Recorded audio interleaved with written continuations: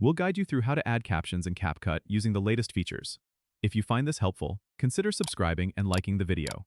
First, open CapCut on your desktop and import your video by clicking on the Import button in the Media panel. Once your video is loaded, drag it onto the timeline.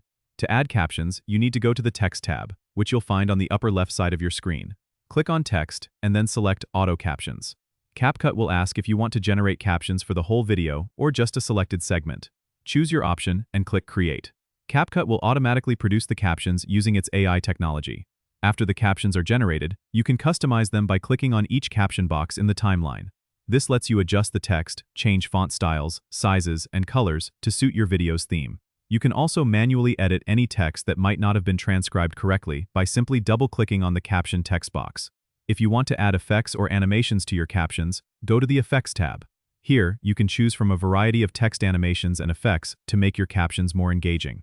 Once you're satisfied with your captions, play back your video to ensure everything is in sync. If everything looks good, go ahead and export your video by clicking the Export button at the top right. Choose your desired settings, then click Export again to save your video with perfectly synced captions. And there you have it. Your video is captioned and ready to share. Don't forget to subscribe and comment if this helped you out.